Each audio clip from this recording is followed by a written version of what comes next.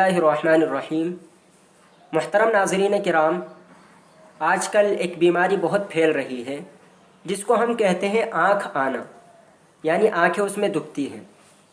تو اس بیماری کے بارے میں کچھ لوگوں کا خیال ہے کہ یہ بیماری ایک آدمی سے دوسرے آدمی میں منتقل ہوتی ہے۔ تو اب ہم کو شریعت اس بارے میں کیا حکم دیتی ہے، شریعت کی تعلیمات کیا ہے؟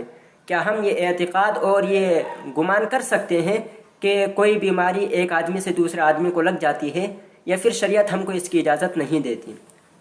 تو یاد رکھیں کہ اللہ تبارک و تعالیٰ نے دنیا کی بہت سی چیزوں کو اسباب کے ساتھ جوڑا ہے، لیکن ان اسباب میں مؤثر ہونا نہ ہونا یہ اللہ تبارک و تعالیٰ کے حکم پر موقوف ہے۔ اللہ کا حکم ہوتا ہے تو مؤثر بنتے ہیں، ورنہ ان میں کوئی تاثیر نہیں رہتی۔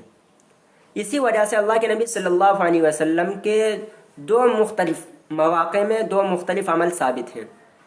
ایک مرتبہ اللہ کے نبی صلی اللہ علیہ وسلم نے مجذوم آدمی، یعنی جس کو جذام کی بیماری تھی، جس کے بارے میں یہ مشہور تھا کہ یہ بیماری ایک دوسرے کو لگ جاتی ہے، ایک آدمی سے دوسرے آدمی میں منتقل ہو جاتی ہے، اس کے ساتھ بیٹھ کر آپ نے کھانا تناول فرمایا۔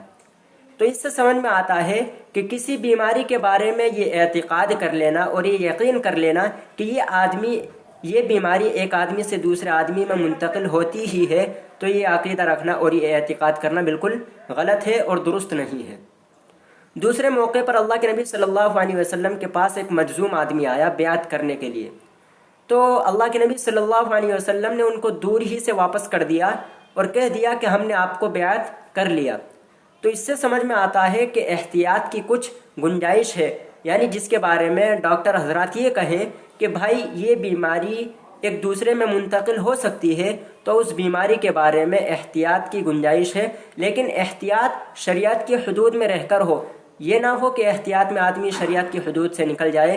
تو خلاصہ کلام یہ ہے کہ یہ جو بیماری آج کل چل رہی ہے، اگر اس بیماری کے بارے میں ڈاکٹر حضرات کا کہنا یہ ہے کہ یہ بیماری ایک آدمی سے دوسرے آدمی کو لگ سکتی ہے، تو ہم کو احتیاط کی گنجائش ہمارے لیے موجود ہے، ہم احتیاط کر سکتے ہیں، لیکن احتیاط ہی ہو، شریعت کی حدود میں رہ کر ہو، شریعت کی حدود سے باہر نکل کر نہ ہو۔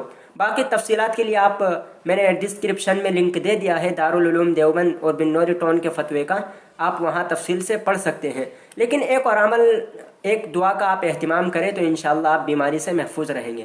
جب بھی آپ کسی بیمار کو بیماری میں مبتلا دیکھیں تو آپ اپنے دل میں زور سے نہ پڑھیں تاکہ اس کو سن کر تکلیف ہو، بلکہ آہستہ اور اپنے دل میں پڑھیں۔ وہ دعا کیا ہے؟